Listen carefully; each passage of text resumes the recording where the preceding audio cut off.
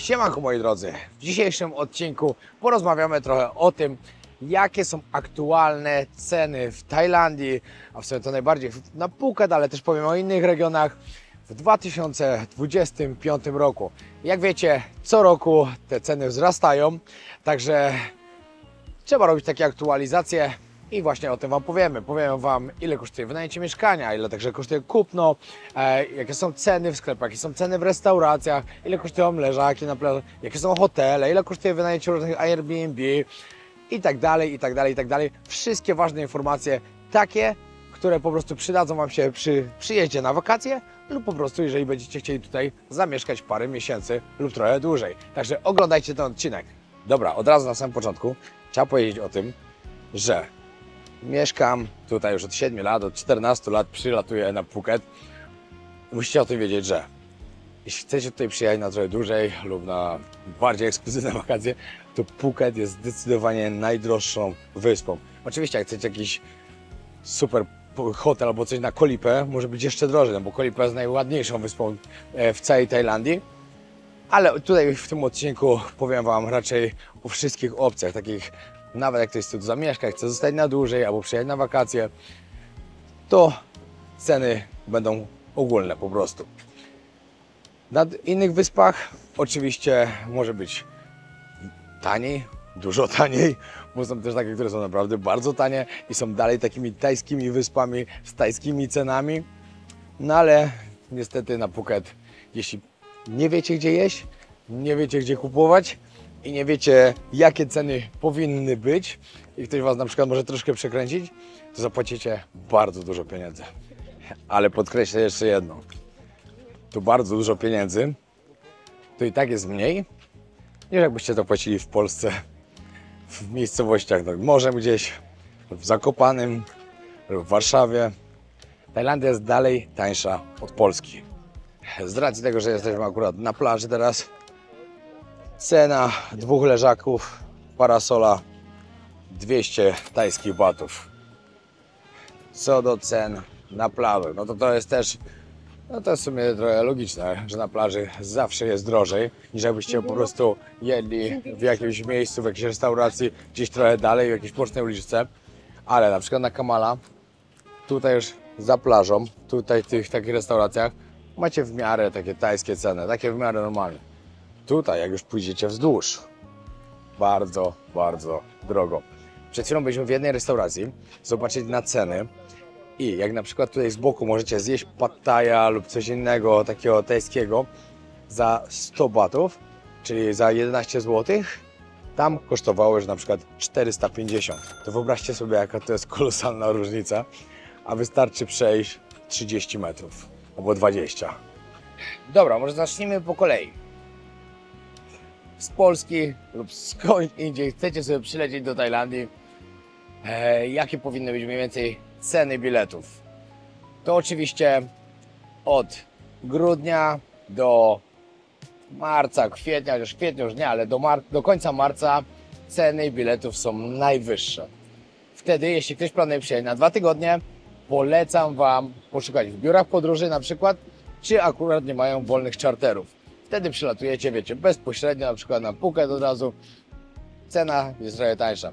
Normalnie za bilet w tym okresie musicie sobie liczyć około 4-5 tysięcy, co jest bardzo dużo. Oczywiście można znaleźć też dużo tańsze, bo niektórzy są, którzy znajdują za 2,5 tysiąca, za 3 tysiące, ale myślę, że w takim okresie to jest bardzo, bardzo ciężkie. Szczególnie koniec grudnia, początek stycznia, no bo to wiadomo, jest Sylwester, są święta, no i te ceny są kosmos. Poza sezonem, czyli od kwietnia, przypuśćmy do sierpnia, gdzie pogoda jest taka powiedzmy w kratkę, powinno się już znaleźć około 2,5-3 tysięcy za bilet w dwie strony. Oczywiście też zależy jaka linia lotnicza. I zależy też gdzie. Czy chcecie lecieć na Phuket, czy chcecie lecieć do Bangkoku, czy gdzie indziej po prostu. Czy na Krabi po prostu. No bo jak celujemy w Phuket, no to właśnie możecie sobie przylecieć albo na Krabi, albo Phuket, albo Bangkok, no przesiadka na Phuket. No. Od wrzesień, październik, listopad nie polecam. Nie będę mówił o cenach biletów, ponieważ coś mówię, nie polecam przelatywać. Wtedy jest sezon deszczowy. W tym roku na przykład były powodzie, dość dużo padało, ale to też trochę dziwne, bo w zeszłym roku akurat była totalnie inna pogoda. Nie było w ogóle właśnie takich anomalii pogodowych jak w tym roku, no ale tak jak mówię, każdy rok jest inny. Też jak ktoś się pyta mnie, jaka pogoda będzie wtedy i wtedy, nie da się odpowiedzieć na to pytanie, no bo co roku jest inna pogoda. Ale zdecydowanie wrzesień, październik, listopad są najgorsze. Dobra, kolejną bardzo ważną kwestią jest wiza. Jestem właśnie pod Immigration, czyli biurem imigracyjnym i musicie wiedzieć o tym, że jeżeli chcecie przyjechać sobie po prostu na wakacje, na lotnisku bijają Wam wizę na 60 dni. Także to jest całkiem spoko. Kiedyś było 30, teraz już jest 60, także jest dużo lepiej.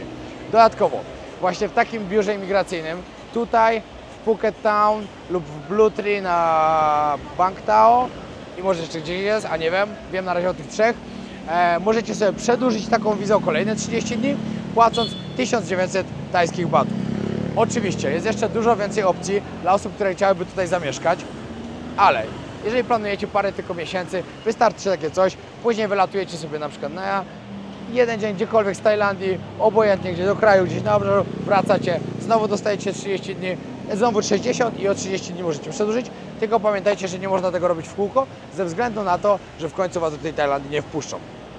Ale macie jeszcze opcję taką jak wiza pracownicza, wiza studencka, wiza emerycka, wiza DTV, którą my mamy właśnie teraz. Jest to wiza na 5 lat, za którą zapłaciliśmy po 1550 zł dokładnie. I ją trzeba odświeżać co 180 dni.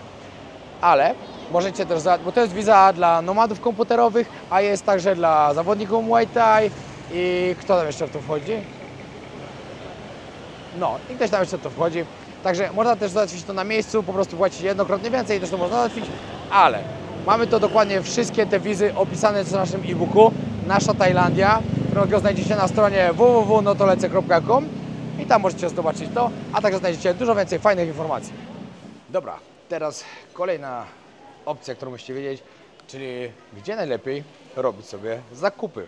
Jeśli przyjeżdżacie, wiadomo, jak się jest na wakacjach, to bardziej się korzysta z restauracji i tak dalej, ale jeśli ktoś przyjeżdża już na dłużej, wynajmuje sobie mieszkanie, chce wiedzieć, gdzie są najlepsze ceny i które supermarkety na przykład są najlepsze na wyspie, no to naszym ulubionym przede wszystkim, który jest, dobra, jest najdroższy, ale najlepszy, no to jest Villa Market, tak?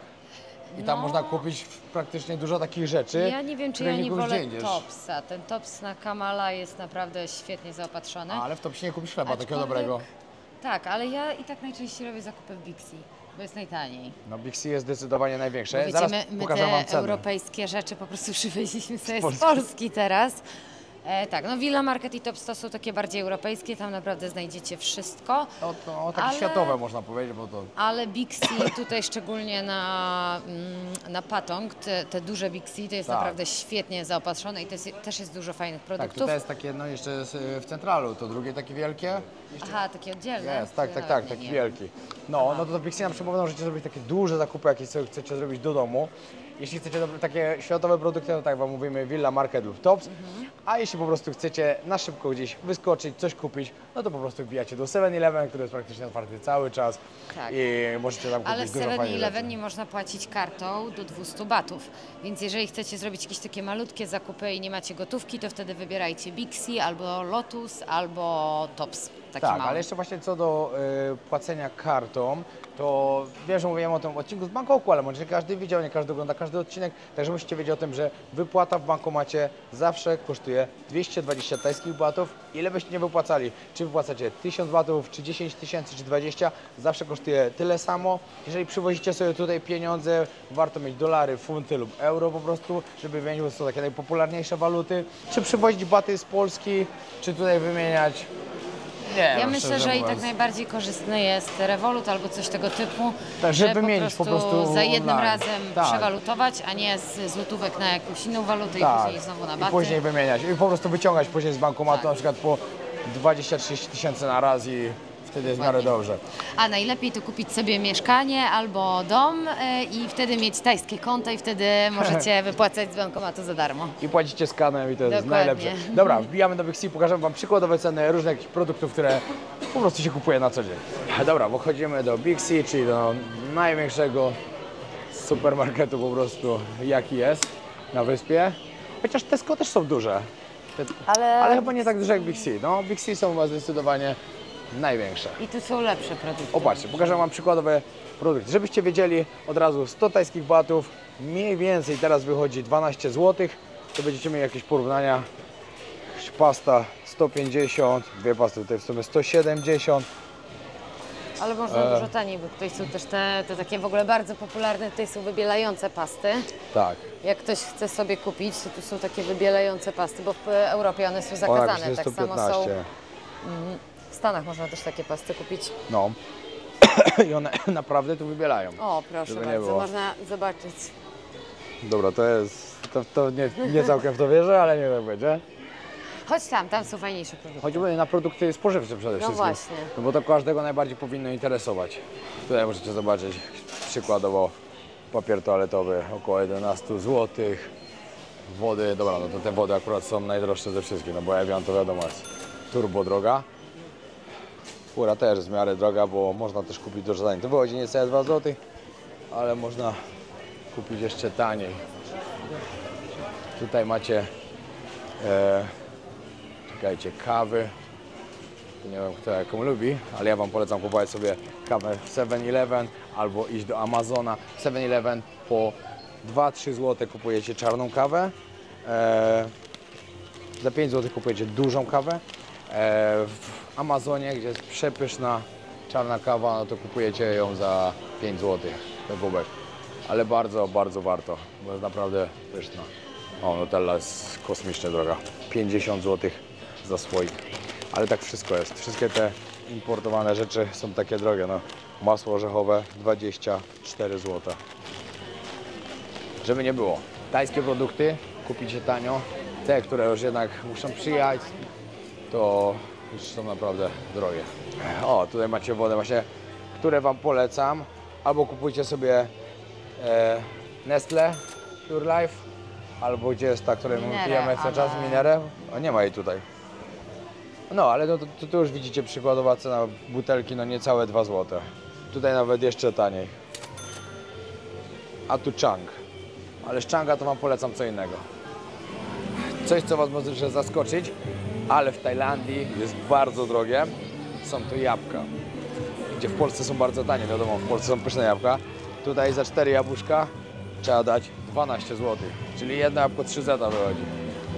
No to mi się wydaje, że to jest drogo. Możecie sobie kupić owoce oczywiście już przygotowane do zjedzenia, ale to Wam bardziej polecam kupować po prostu u jakiejś babci z wózeczka, bo wtedy kupicie to bardzo tanio, można wtedy kupić sobie owocki za 2-3 zł. Tutaj jednak w sklepie zapłacicie dużo drożej. Hej, są tu normalne chleba, No wcześniej są. nie wiedziałem, patrzcie. Ale nie, to jest taki miękki, to nie, ale popatrzcie jakie ceny są chleba. Chleb jest Jakieś drogi. 15 zł. 15 Ale zł jakby za ktoś chleb. chciał tort na urodziny, to w Big C. Jakby ktoś miał urodziny z Was tutaj, to są naprawdę w świetnych cenach. Wiadomo, one pewnie nie są pyszne. To jest taki, co mi spadł? Dokładnie. Nie, tamten A, kosztował ale 400... mi kup- Nie, tamten kosztował 2000. A, złoty. No, tutaj chlebek 12 zł, no, prawie 13. O, tutaj jeszcze więcej, tutaj 16, taki zwykły.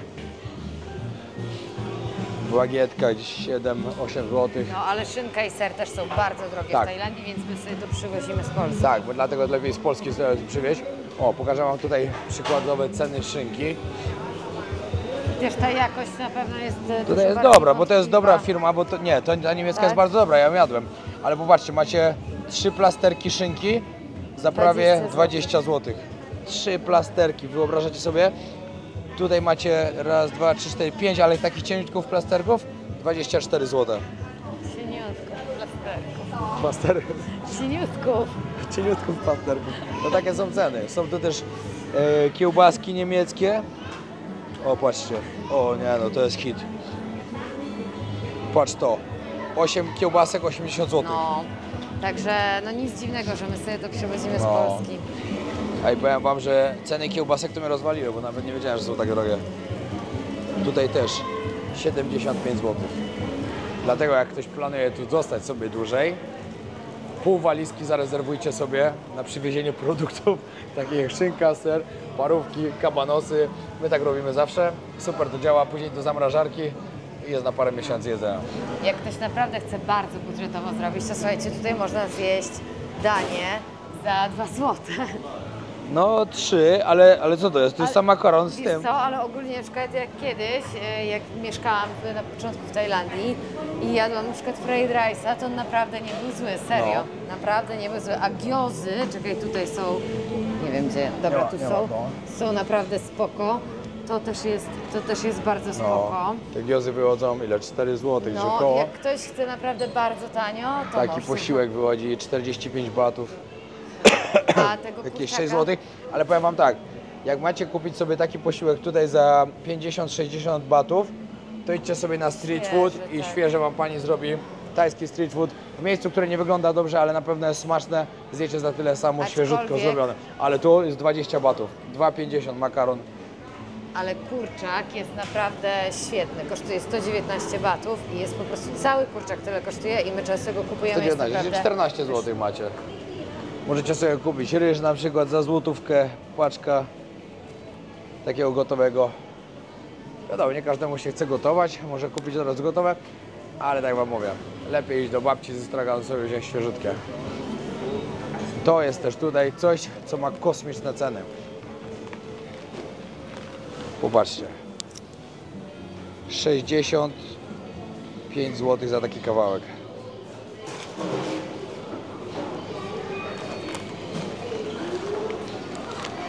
Tutaj prawie 40 zł. Mocno, naprawdę mocno.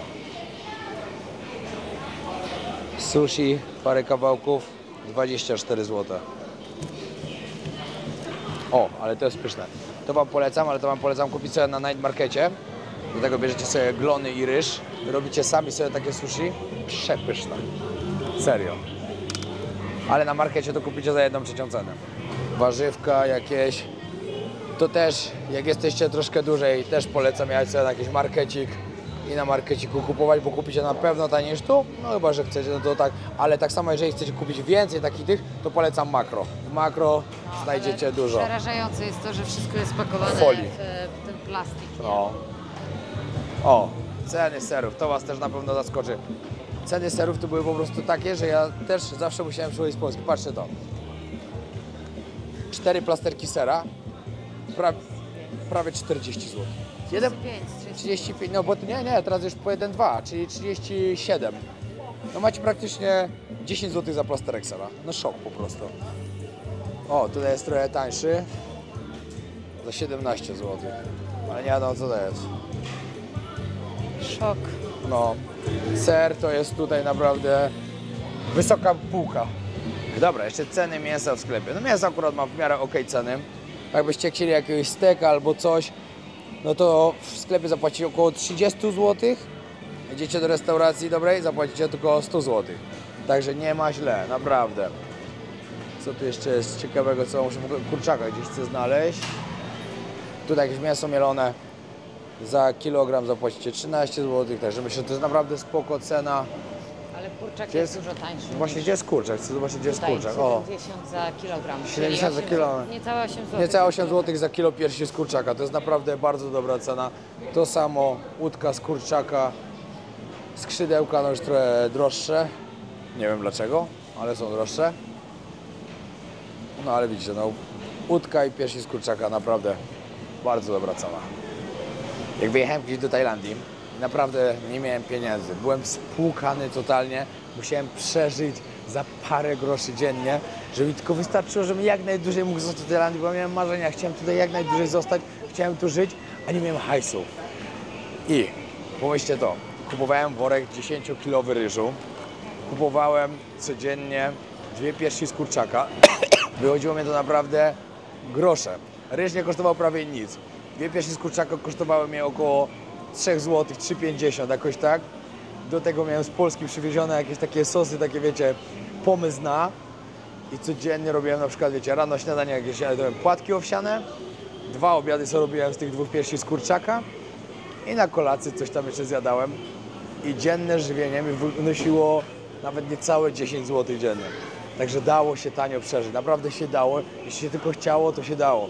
Dodatkowo wiecie, miałem swój skuter, który kupiłem za parę groszy, o skuterach powiemy później. Paliwo jest tu bardzo tanie, nawet dużo tańsze niż w Polsce i w Europie. Treningi miałem za darmo.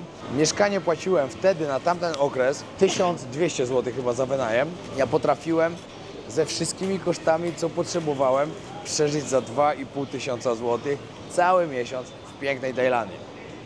Czy teraz by się to udało? Myślę, że nie. Myślę, że to już nie te czasy, żeby tak tanio wystarczyło. Wydaje mi się, że jeśli ktoś naprawdę chce tanio zamieszkać tutaj, chce naprawdę tanio żyć, będzie sobie gotował w domu, będzie, wiecie, biorąc taki mój przykład, znajdzie tanie mieszkanie, zainwestuje, kupi jakiś najtańszy skuter, żeby tylko mieć na czym jeździć, to myślę, że tak 3,5–4 tysiąca dałoby się przeżyć. No nawet 3,5, no to zależy gdzie. Wiecie, na innych wyspach było pewnie taniej niż na Phuket, ale dałoby się. I jeszcze jedna rzecz, która pochłania tu bardzo dużo pieniędzy, to są imprezki. Imprezki i takie korzystanie z tych wszystkich rzeczy, z których się tu korzysta, z tych wakacyjnych, to też bierze dużo pieniędzy. Ale jeśli przyjeżdżacie z myślą o tym, że chcecie tutaj mieszkać, chcecie tu żyć i nie macie pieniędzy, chcecie po prostu przeżyć, to wtedy będziecie kombinować i dacie radę. Let me stay. Would your arms surround me? If we stay here like this is the only place where I wanna be. And this is as long as we go.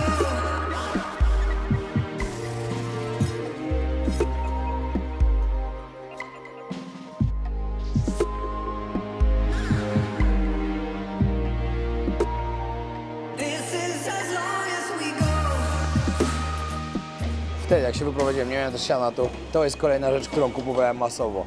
Kupowałem całą paletę jajek po 30, za 30 jajek, za tutaj teraz wychodzi około 14 zł. I też na trochę wystarczało. Cena mleka też się przyda, żeby pokazać. No to macie na przykład, ile to jest litr, czy więcej? 2 litry. 2 litry za 12 zł. No, takie zwykłe za 6 zł litrowe. Słuchajcie, też jak chcecie kupić jakieś takie fajne pamiątki do domu, jakieś suszone mango, albo jakieś takie, wiecie, smaki, albo na przykład gotowe mieszanki do zrobienia pad thaia, czy jakichś tam innych dań, to tutaj w Big C też możecie kupić różne fajne rzeczy. W zasadzie tutaj na samym środku suszone owoce, ale tutaj też są bardzo fajne, takie gotowe Jeszcze mieszanki cukierki różne. do przykładowych dań. Zobaczcie, że macie cały taki zestaw, że tylko używacie wszystkiego po prostu, co tutaj macie i macie gotowe danie. No i to naprawdę fajne. Możecie sobie przywieźć te smaki Tajlandii naprawdę do Polski. Jak będziecie mieli na coś ochotę, możecie sobie przywieźć. Popatrzcie, sama pasta green curry kosztuje na przykład, nie wiem, złoty 70 czy złoty 80 Tak, mniej i w więcej. ogóle te pasty są To super. My też tych past używamy i to nawet moja znajoma Tajka mi powiedziała właśnie, że te pasty są dobre, że to są jedne z tych najlepszych, więc Tak. Zapamiętajcie tą markę. Zapamiętajcie sobie, tutaj macie dokładnie. Warto akurat, to jest taka polecajka, którą naprawdę warto. A tutaj macie te pakiety właśnie, że sobie możecie takie mango przywieźć, możecie sobie tutaj, nie wiem, mangostan. Zwykłe mangostana w ogóle Wam polecam spróbować, jak będziecie. O, tutaj jest durian. Co do cen kosmetyków, czy opłaca się przywieźć z Polski swoje, czy można tutaj kupować? Jak sądzisz? Ceny takich międzynarodowych kosmetyków są w miarę podobne, może troszeczkę jest drożej w Sephorze, na przykład, nie wiem, jak chcecie kupić jakąś taką kolorówkę, ale bardzo tanie są tutaj kosmetyki koreańskie. A kosmetyki koreańskie są super, są dużo tańsze niż w Polsce, oczywiście są troszeczkę droższe niż w Korei, ale ja zawsze mówię, że jak ktoś przyjeżdża do Tajlandii, to warto się obkupić te koreańskie kosmetyki, bo są świetnej jakości, są w dobrej cenie, no i są dostępne wszędzie. Jaka jest różnica między tutaj a na Polską? przykład macie, no przykładowo w Polsce jakiś krem kosztuje 100, no to tu kosztuje, nie wiem, 50–60 zł, więc prawie czyli 2 razy po- taniej. no. Zależy, no w Polsce czasami też są jakieś tam promocje, ale zdecydowanie tu jest lepiej, większy wybór, no i jest dostępny. Właśnie już chciałam Wam pokazać, tutaj na Patong w Centralu jest właśnie taka drogeria i tam są naprawdę, jest dobry wybór i są super ceny. A w tym Ivan Boy? Event Boy są najlepsze, tylko tego nie ma na Phuket. Jesteśmy aktualnie na Patong pod Malin Plaza. Malin Plaza moim zdaniem jest najlepszym takim tutaj targiem ze street foodem na Patong. Jeszcze Banzan, Gdzie jest Banzan? tam gdzie zupka pyszna. No, to Banzan i tu, no obydwa. Tam jest jeden koło Bangla Boxing Stadium, jakbyście chcieli szukać, zaraz naprzeciwko, to łatwo pisać Bangla Boxing Stadium, wtedy macie lokalizację, albo po prostu Malin Plaza, na samym końcu praktycznie. Pokażę Wam, jakie są tutaj przykładowe ceny, ale co do dobrego street foodu, dobrego jedzonka, jeśli będziecie chcieli na przykład w weekendy się wybrać, to najlepszym marketem, najlepszym night marketem jest Naka Night Market w Phuket Town lub po prostu sobie pojechać na Walking Street do Phuket Town, tam też jest świetne jedzonko i bardzo tanie. Powiem Wam tak, tutaj są ceny całkiem spoko, ale tam zjecie za połowę tego, także taka jest różnica. Chodźcie zobaczyć jakieś przykładowe ceny. Ale tu jest taniej niż w restauracji. Nie, to jest na pewno taniej niż w restauracji, na pewno połowę taniej niż w restauracjach. Także warto jeść na street foodzie, uwierzcie mi. Dobra, powiem Wam tak, że tutaj ceny są całkiem... Hello, ceny są całkiem spoko, bo macie normalnie fried rice'a za 100, no bo wiecie, na jakimś street foodzie u babci jakiś... Pamięć z chicken. A, z 80, no jakieś babci na tym zjecie za 50 albo 60, to jest całkiem fajnie. Nie ma źle, jak na Patong to jest bardzo dobra cena. No problem, I want to see here. Yeah, no problem. Okej. Macie tutaj, gdzie jest tu macie pataja za 80? Nie, to tu są naprawdę dobre ceny. Mój ulubiony, 9 złotych, tak? tak, mój ulubiony, czyli kurczak z bazylią tajską, z chili. Do tego ryżyk, jeszcze mówię na górę jajko. Za 12 zł to jest też spoko, chociaż możecie też to znaleźć w normalnym street foodzie za połowę tego. Ale myślałem, że tu jest drożej, a jednak są całkiem spoko ceny. Niektóre osoby boją się jeść na przykład na street foodzie, bo boją się, że nie jest świeże albo coś, ale moim zdaniem, i ja Wam to osobiście mówię i doradzam, jedźcie na street foodzie. Na street foodzie zawsze jest świeże jedzenie, ze względu na to, że tu jest taki przemiał ludzi i to cały czas robią świeże. Także myślę, że dużo bardziej możecie znaleźć nieświeże jedzenie w restauracji, które jest odmrażane po prostu albo odgrzewane, niż właśnie na street foodzie. Nie wiem, czy wiecie, ale można tu znaleźć bardzo ciekawe szaszłyki. Tu macie na przykład grzybki z szynką. Możecie zobaczyć, jak wyglądają. Tutaj macie kurze serca. Ja na przykład uwielbiam, nie wiem jak wy, ale ja uwielbiam. Zawsze od małego mama nam gotowała w zupie kurze serduszka, także jestem nauczony i bardzo lubię. Tutaj macie na przykład krokodyla, możecie sobie spróbować. Mięsa krokodyla, jak dla mnie podobne do kurczaka. No i grzybki. Co jest fajnego w street foodzie i w takich marketach właśnie z jedzonkiem, gdzie kupujecie rzeczy, nie wiem, po 5 zł, po 6, po 7. Owoce możecie kupić za grosze, po parę sztuk tylko. To, że chodzicie i testujecie tych smaków Tajlandii, smaków Azji i później będziecie wiedzieli, co Wam smakuje, co nie, na kolejny raz, żeby sobie po prostu kupić. Fajne są też te małe ananaski, to Wam pokazywałem w jednym odcinku, jak oni je obierają, są strasznie słodkie. Dla mnie pycha. Macie stoisko z szejkami pysznymi, ale tutaj są, no jak na food market taki, to są trochę droższe. Normalnie, o tak, no takie są ceny. Powinniście tak po 40-50 tajskich batów kupować, czyli takie 4-5 zł, 6 zł. Za tyle się mniej więcej kupuje. Pyszne owoce morza, co w Tajlandii naprawdę jest wyjątkowe, bo są wszystkie świeże. Sawadee-kap, we are not from Russia. Jedna z najbardziej ważnych rzeczy, jak się tutaj chcecie przenieść, chcecie przyjechać na wakacje, chcecie sobie tutaj pobyć, pamiętajcie o tym, że szpital, lekarz, no i w sumie szpitale, lekarze są bardzo drogie. Bardzo drogie. Zapłacicie dużo więcej, niż byście zapłacili w Polsce lub w Europie. Jest wszystko na bardzo wysokim poziomie, to Wam od razu mówię, naprawdę pierwsza półka, szpitale to wyglądają jak najlepsze hotele, ale bez ubezpieczenia nikt z Was tutaj nie przyjeżdża. Musicie być ubezpieczeni, jak przyjeżdżacie, nawet jak przyjeżdżacie na te 2 tygodnie na wakacje, wykupcie sobie ubezpieczenie turystyczne na 2 tygodnie, jak przyjeżdżacie na dłużej, wykupcie sobie ubezpieczenie na cały świat Ja za moje, nie wiem, 1000 zł rocznie chyba płacę, czy 1500, no niewiele jak na cały rok. Także naprawdę lepiej to zainwestować, niż później płacić kolosalne pieniądze za leczenie. Tutaj za dobę spędzoną w szpitalu możecie zapłacić nawet 1000 albo 2000 zł. Ostatnio, albo więcej, Badania płaciłam 1500. 1500 za badania same płaciłaś. Same badania. Ostatnio jeden chłopak był u nas, pęknął mu wyrostek, powiedzieli mu za operację 1 000 000 tajskich bahtów. 120 000 złotych by musiał zapłacić, gdyby nie miał ubezpieczenia. To sobie to wyobraźcie. A wrócić w takim stanie do Polski byłoby raczej ciężko. Także pamiętajcie, ubezpieczenie bardzo ważne.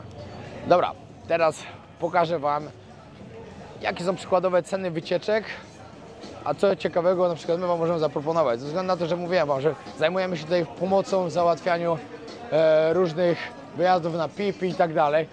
Tutaj macie na przykład wycieczkę na Pipi.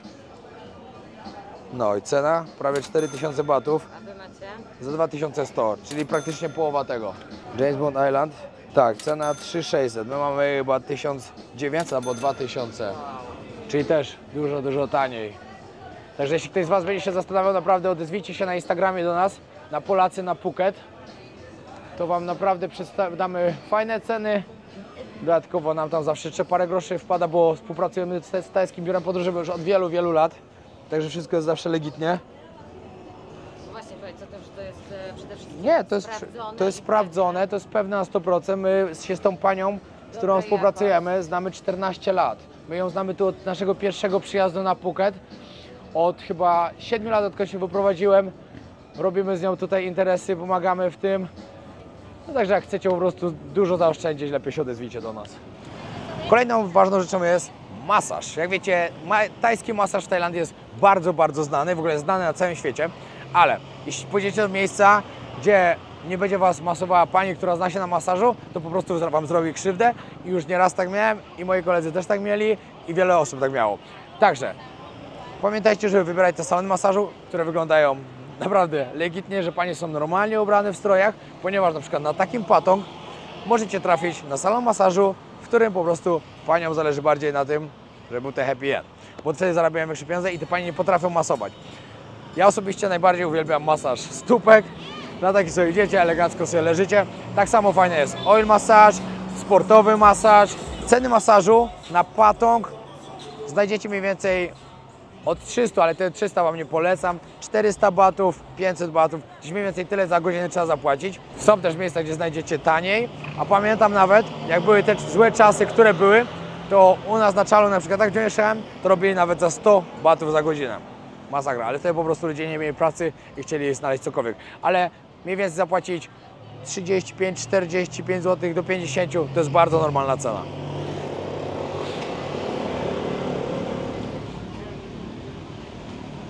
Dobra, kolejna ważna rzecz, a w sumie najważniejsza, jak tu przyjeżdżacie, bo, znaczy kolejna z najważniejszych, o, tak powiem.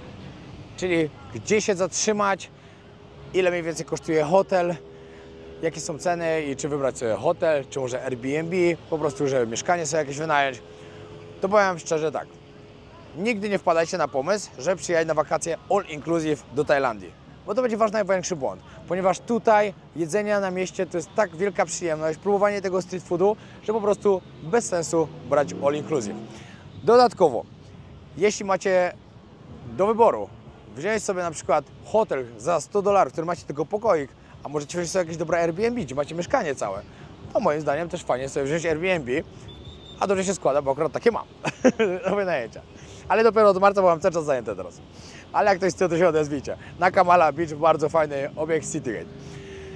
Ceny, które musicie w sezonie zapłacić, są dwukrotnie, trzykrotnie wyższe, niż jakbyście przyjechali już na przykład w maju i w kolejnych tych miesiącach. Najdrożej jest od grudnia do kwietnia, to musicie być na to przygotowani. To są najgorsze ceny. Teraz przykładowo sprawdzałem hotele, na przykład przykładem taki, w którym gdzieś byliśmy. No i ten hotel na przykład był, jak wynajmowaliśmy go w sierpniu za 60 czy 70 zł. Teraz, jakbym chciał go wynająć jutro, kosztuje 320. Tylko wtedy, wiecie, jest inna pogoda, jest inny sezon i tak dalej. Musicie przygotować, że w sezonie jest drożej, ale wtedy macie pewną pogodę, przynajmniej jak tutaj przyjeżdżacie. Jeśli chcecie gdzieś zatrzymać w miejscu, które po prostu będzie fajne, nie będzie miliona ludzi i będzie normalna plaża, nie tak jak na Patong Beach, polecam zatrzymać się w okolicach Kamala, Surin, Bang Tao, Laguna, mniej więcej tam, nie dalej, bo dalej to już będzie bardzo daleko. Jeśli przyjeżdżacie tutaj imprezować i to Was najbardziej interesuje, zatrzymujecie się na Patong, ale jeśli ktoś tu przyjeżdża z rodziną i później po takim pobycie powie, że Tajlandia jest słaba, że nigdy więcej tu nie przyjedzie, to tylko dlatego, że zatrzymał się na najgorszej dzielnicy, czyli na Patong. To nie jest miejsce dla rodzin z dziećmi, to jest miejsce dla ludzi, którzy przyjeżdżają sobie poimprezować. Jeśli pojedziecie trochę dalej, czyli Kata Kamala, no to tam musicie przygotować, Kata Karon, musicie się przygotować, że tam po prostu te dzielnice są opanowane przez Rosjan, tam Wam też nie polecam. Na dole jeszcze Rawai, Rawai jest bardzo taka lokalna, Chalong to jest taka sportowa bardziej, także chyba najlepiej tak, co Wam mówiłem po prostu. I tak, co do cen, no to musicie się przygotować. Bang Tao pod względem hoteli będzie na pewno najdroższe, ponieważ to jest najlepsze miejsce, takie najbardziej ekskluzywne. Kamala już troszkę taniej. Na Patong możecie znaleźć w sezonie, nie wiem, po 300-400 zł, myślę, że już bez problemu. Hostel możecie znaleźć po 30, 40, 50 zł, to zależy co chcecie i zależy jak podróżujecie. Poza sezonem widziałem nawet po 20 zł za dobę hostele, także te ceny naprawdę się mocno wahają od miesiąca, w którym się tutaj znajdziecie. Takie są ceny na Phuket. Pojedziecie do Bangkoku, znajdziecie oczywiście taniej. Pojedziecie na jakieś Koh Samui, Koh Phangan, też znajdziecie taniej. Pojedziecie na takie Koh Lipa, chyba że jest full moon party, to nie znajdziecie w ogóle, bo wszystko jest zarezerwowane. Pojedziecie na Koh Lipę, na takie Koh Tao, Koh Kut, Koh Mak. To są już wyspy, które są naprawdę takie piękne, najpiękniejsze w Tajlandii moim zdaniem jakie są. Także tam też musicie się przygotować, że ceny będą dość wysokie. Patong i Bangla Road. Musicie wiedzieć o tym, jakie są mniej więcej ceny w barach, żeby się nie dać szukać. Oczywiście w takich jakichś pobocznych, małych barach napijecie się piwka za 10 zł, jakiegoś drinka za 20, ceny są całkiem normalnie. Wejdziecie do dyskoteki, zapłacicie już raz więcej. Ale przed czym Was chcę ostrzec, bo to, że takie są ceny, no to spoko, zobaczycie, mnie nie widzicie. Ale jeśli idziecie na ping-pong show, nie dajcie się oszukać, ponieważ ci naganiacze, którzy tutaj są, będą Was zabierali tam, nie mówiąc Wam, jakie są ceny. I na przykład na wejściu dowiecie się, że musicie za piwo zapłacić 2000 tajskich batów. Nie dajcie się nabrać, najlepiej sobie po prostu pod Illusion, tam płacicie 900 albo 1000, czyli połowę tego, idźcie sobie sami, bez naganiacza, bo naganiacz zawsze ma z tego pieniądze. Tak samo uważajcie na dziewczyny w barach, ponieważ każdy postawiony drink kosztuje 25 albo 30 zł, ona oczywiście ma z tego pieniądze, także ona Was będzie namawiała, szczególnie jak będziecie pijani, żebyście je kupowali, a później możecie się dziwić.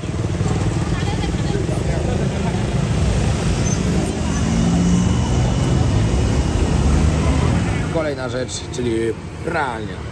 W pralni macie tak naprawdę dwa rodzaje do wyboru na Phuket. Możecie po prostu zanieść całe pranie, pani Wam tam zrobi, wypierze, wyprasuje, ale takie kosztuje około 100 tajskich batów, od 50 do 100 za kilogram, zależy jakie miejsce. Także cena koniec końca może dość spora być. Albo macie pralnie samoobsługowe, które po prostu sami sobie zanosicie do prania, bierzecie za 40 albo 50 tajskich batów, zależy też od prania. Suszycie później za 60 tajskich batów. Musicie do tego kupić jeszcze płyn do płukania i proszek za 10 batów razem, czyli wychodzi Was jakieś 13-40 batów, 13-14 zł za tyle, ile macie kilogramów, cały kosz. Także dużo bardziej po prostu opłaca się samemu to robić w ciągu godzinki i macie zrobione. Zaczynamy Nag Muay Camp 13. Kolejna grupa przyjechała. Tym razem mamy około 30 osób. Lecimy kolejne 2 tygodnie. Jeśli ktoś jest zainteresowany, przyjechać do nas na taki obóz, potrenować z nami, poimprezować, pozwiedzać piękną Tajlandię i cieszyć się tym wszystkim, co tu jest, zapraszamy na 14. edycję, która jest drugie tygodnie lutego. Od 16 luty, który mamy? 16 luty do 2 marca? 16 luty do 2 marca. Wbijajcie na stronę www.nagmuaycamp.com. Tam można się zapisywać. Zapraszam. Raz, dwa, trzy! Kolejna rzecz, o której powinniście wiedzieć, to jest na przykład wynajmowanie sobie tutaj skuterków. Najważniejszą rzeczą to pamiętajcie, jak wynajmujecie skuter, cały dookoła sprawdźcie, nagrajcie, żeby później przy zostawieniu na przykład kaucji nie powiedzieli wam, że porysowaliście, nie zwrócą wam kaucji, lub jak zostawicie paszport, nie kazali wam płacić jakieś kary za zniszczenia, bo niestety takie przypadki były. Wynajęcie skuterów w ostatnim czasie dość mocno podrożało. Jeśli wynajmujecie na miesiąc, to myślę, że trzeba się liczyć, jak myślisz, 4000, 5000 batów? Nie wiem, szczerze mówiąc. Coś myślę, że koło tego. Kiedyś za 3000 spokojnie można było sobie już na miesiąc wynająć. Teraz te ceny wzrosły. No i wiadomo też, Na dzień lepiej powiedz. wszystko w zależności też oczywiście od tego, jaki skuter bierzecie, no bo każdy jest inny. Ja mówię przy tych najtańszych. Dziennie musicie liczyć tak, myślę, że od 300 batów do 500. No chyba, że chcecie naprawdę taki wypasiony jakiś, no to tam nawet już ponad 1200-1500 batów możecie zapłacić, ale to za takiego naprawdę X-Maxa, czyli taki już, co śmiga jak ściga, to nie jak skuter. Co do wynajęcia samochodu. Wynajęcie samochodu, jak bierzecie długoterminowo, na przykład jak znajdziecie gdzieś na Facebooku, na jakiejś grupie, ktoś chce wynająć, to na przykład mój brat wynajmował za 15 000 batów, 20 000, też zależne od marki. Ale jak przyjeżdżacie na krótkoterminowo, na przykład na wakacje na 2 tygodnie chcecie, to myślę, że musicie liczyć koło 150, 200, 250 zł za dzień. Mniej więcej tak. Zależy, gdzie wynajmiecie i jak wam się to uda. Znamy jakieś wypożyczalnie, to na Puket chyba nie znamy. To jest chyba bardziej właśnie musicie szukać na grupach na Facebooku gdzieś. I to przeważnie ludzie po prostu swoje samochody wynajmują. Na lotnisku na pewno też jest jakaś wypożyczalnia, ale też pewnie będzie droższa. Transport z lotniska macie do wyboru, wybieracie sobie albo po prostu taksówkę, która jest dość droga, którą weźmiecie z lotniska, albo możecie sobie zamówić Bolta, albo Graba, albo InDrive'a, tylko musicie wyjść wtedy przed lotnisko na ulicę i wtedy ta cena spadnie o parę stówek batów w dół, to żebyście wiedzieli też, bo to jest taka też fajna podpowiedź. Dodatkowo macie jeszcze dwie inne opcje, czyli macie busika, który za 200 tajskich batów zawiezie was na te wszystkie plaże takie główne, lub za 100 batów autobus normalny, który jeździ dookoła wyspy. I to jest też naprawdę fajna opcja. Jechałem tym może 2 razy i myślę, że można z tego korzystać i to wiecie, wtedy wychodzi was 12 zł za to, żeby dojechać.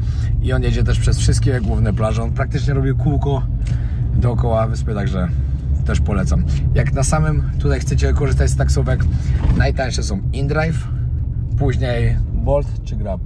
No, Bolt, Grab, właściwie wiecie, sprawdzę sobie ceny, bo różne są, ale zdecydowanie jak przyjeżdżacie, to lepiej sobie coś wynająć po prostu.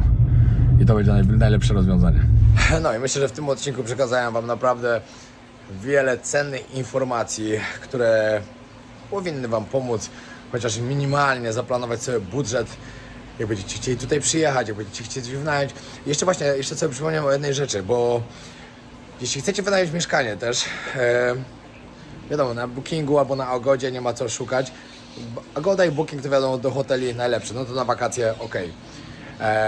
Ale jeśli chcecie wynająć, to Airbnb oczywiście, albo po prostu wchodzicie, jeśli chcecie długoterminowo, wchodzicie na grupy na Facebooku, na przykład House for Rent or Sell in Phuket, albo coś takiego i tam ludzie się ogłaszają, tam agencje nieruchomości się ogłaszają, które mają do wynajęcia akurat, bo akurat się zajmują jakimiś takimi mieszkaniami, także tam coś powinniście znaleźć, tylko tak wam mówię, tam to raczej szukacie mieszkań, które są do wynajęcia albo domów na 6 lub 12 miesięcy, czyli długoterminowo. Tam raczej są takie. Krótkoterminowo, no to wiadomo, Airbnb. Jeśli ktoś z was jeszcze będzie miał jakieś pytania, odezwijcie się na dole w komentarzach, może postaram się jakoś pomóc. Od razu chciałbym was zaprosić na kolejny odcinek, w którym poruszę temat, czego absolutnie nie można tu robić, za co można trafić do więzienia, bo wiele osób jest w wielu kwestiach bardzo nieświadomych i powiem wam też o tym, na co trzeba uważać, na co będą chcieli was złapać gdzieś, przekręcić albo coś, bo jest parę takich skamów, o których też warto wiedzieć, zanim się tutaj przyjedzie, które po prostu ja albo się ich nauczyłem, widząc co się tu dzieje, albo ktoś mi opowiadał no i po prostu jest jak jest, no. Także myślę, że wam się mógł spodobać ten odcinek. Tak jak wam mówiłem, seria nowa z Tajlandii będzie pełna informacji, wiedzy. Chcę wam przekazać wszystko co najważniejsze. Chcę, żebyście się zakochali w tym pięknym miejscu, żebyście chcieli tutaj przyjeżdżać, bo Tajlandia jest niesamowitym miejscem. A jeśli ktoś z was planuje sobie kupić jakąś nieruchomość, zapraszamy do naszej agencji nieruchomości Twins Real Estate. Pomożemy w tym. Pozdrawiam serdecznie, trzymajcie się i pamiętajcie, żeby zostawić subskrypcję, bo lecimy po 1,5 miliona złotych znaczek w tym roku. Pozdrawiam z Phuket.